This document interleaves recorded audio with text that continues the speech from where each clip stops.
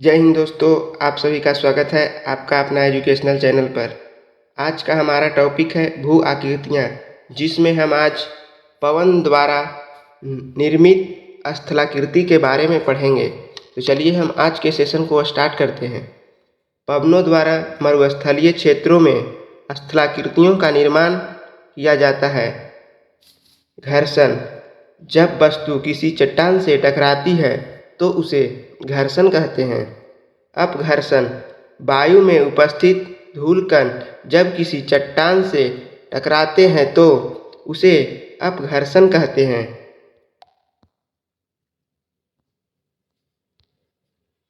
सन्निघर्षण: वायु में उपस्थित धूलकण जब आपस में टकराकर टूटने लगते हैं तो उसे सन्निघर्षण कहते हैं। क्षत्रप शिला: जब किसी बड़े चट्टान के नीचे मुलायम चट्टान पाई जाती है तो वायु मुलायम चट्टान को अपर्दित कर देती है, जिससे छाता के समान आकृति बनती है। उसे ही क्षत्रप शिला कहते हैं। इसे सहारा के मरुस्थल में गारा भी कहा जाता है।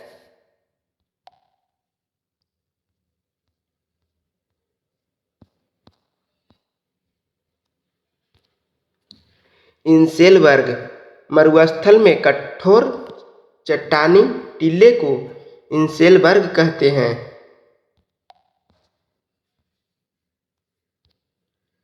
जीवगेन: जब इंसेलबर्ग को पवनें ऊपर से काट देती है तो दबाव से डिब्बा के समान आकृति बनती है, जिसे जीवगेन कहते हैं।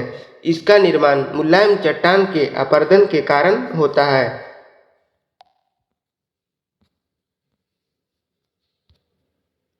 डाइकांटर: जब इंसेलबर्ग को हवाएं चारों ओर से काट देती है तो इससे 3 फलक वाले आकृति बन जाती है। इन आकृति को डाइकांटर कहते हैं, जबकि 8 फलक वाले बोल्डर यानी फलक को बैंटीफैक्ट कहते हैं।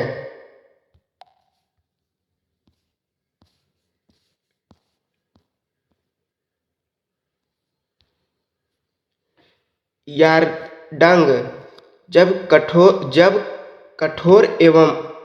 कठोर एवं मुलायम संरचना वाली चट्टानों के स्तर जब लंबवत दिशा में मिलती है तो हवा के प्रवाह से मुलायम चट्टान का अपरदन हो जाता है।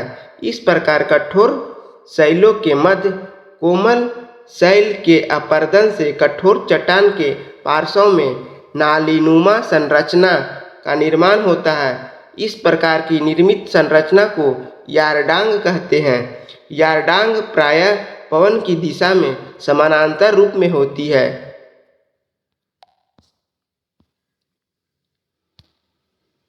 भूस्तंभ: जब किसी कठोर चट्टान के दोनों ओर मुलायम चट्टान पाई जाती है तो पवनें मुलायम चट्टान को अपर्दित कर देती है, जिससे स्तंभ की आकृति बन जाती है, जिसे भूस्तंभ कहते हैं।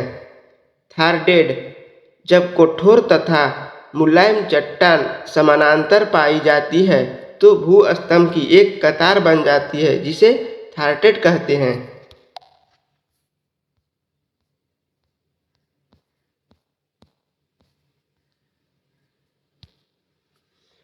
जालीदार शिला: मरुस्थलीय क्षेत्र में पवनें पहाड़ियों पर छिद्रनुमा आकृति बना लेती है, जिसे जालीदार शिला कहते हैं। देखिए इसका आकृति है जालीदार शिला का।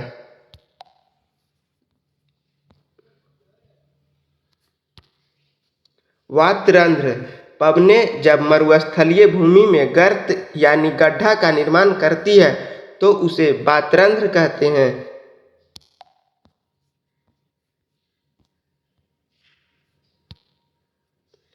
वाल्सन झील: मरुस्थलीय क्षेत्र में पर्वतों से घिरी हुई झील को वाल्सन झील कहते हैं। उदाहरण में है अजमेर का आना सागर झील। वाल्सन झील जब सूख जाती है तो उसे पलेया कहते हैं। यह नमक का अच्छा स्रोत होता है। प्लाया रेगिस्तानी क्षेत्रों में पवन के अपरदन द्वारा जब सतह पर बने गर्त में कुछ समय बाद जल के रिसाव या अन्य कारणों से गर्त में जल भर जाता है तो उसे प्लाया झील कहते हैं। डिडवाना झील एक प्लाया झील है। खारे जल के प्लाया को सैलिनास भी कहते हैं।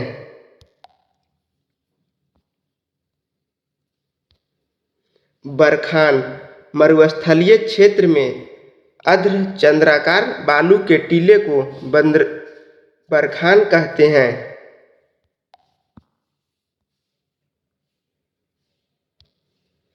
बलूका स्तूप मरुस्थलीय क्षेत्र में बालू के चंद्राकार टीले को बलूका स्तूप कहते हैं।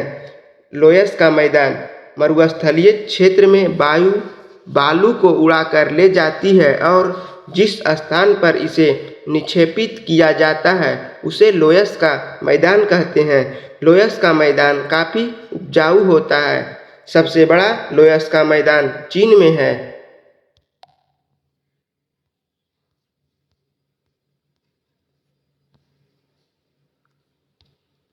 हिमनद द्वारा निर्मित स्थलाकृति शुद्ध हिमनद द्वारा अपरदन का कार्य नहीं होता है, किंतु जब हिमनद में चट्टान या लकड़ी उपस्थित हो तो यह अपरदन करने लगती है।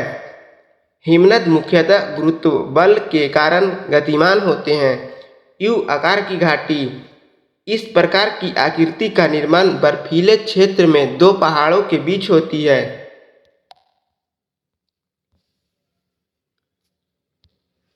लटकती घाटी जब किसी बड़े हिमनद में कोई छोटा हिमनद आकर जुड़ जाता है तो उसे लटकती घाटी कहते हैं। नूनाटक विस्तृत हिमक्षेत्र या हिमनदों के बीच ऊंचे उठे हुए टीले जो कि चारों तरफ से हिम से घेरे होते हैं नूनाटक कहलाते हैं।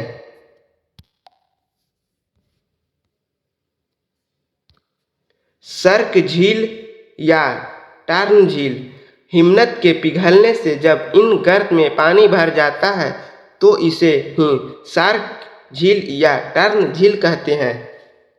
हॉर्न सर्क के शीर्ष पर अपरदन क्रिया से निर्मित होने वाली आकृति को हॉर्न कहते हैं। अल्पास पर्वत यूरोप पर सबसे ऊंची चोटी मैटरहॉर्न तथा हिमालय पर्वत की सबसे ऊंची चोटी एवरेस्ट एक प्रकार के हॉर्न है जो सर्क के शीर्ष अपरदन से निर्मित है।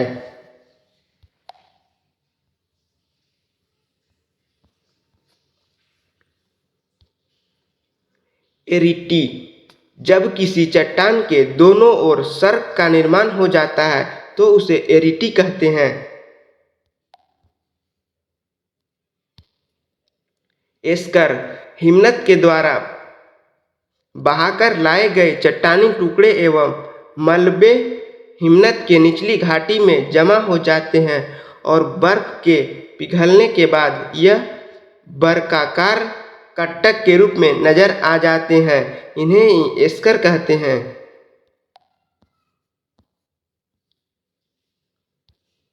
ग्रीष्रिंग जब एरिटी एक श्रृंखला के रूप में होते हैं तो उसे ग्रीष्रिंग कहते हैं। फ्योर्ड तट बर्फीले क्षेत्र में समुद्र के किनारे की खड़ी ढाल को फ्योर्ड तट कहते हैं।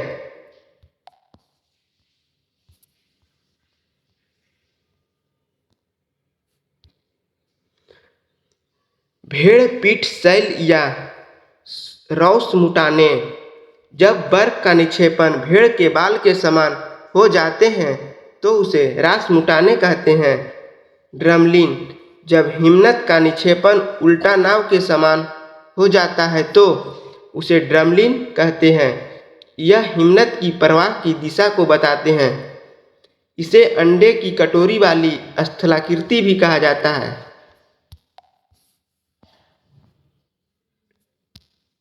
हिमोड जब हिमानी का निक्षेपण एक चादर के समान समतल रूप में होता है तो उसे हिमोट कहते हैं। यह उन्हीं स्थानों पर नजर आते हैं जहां बर्फ पिघलकर पानी के रूप में परिवर्तित होती है। आज के लिए इतना ही।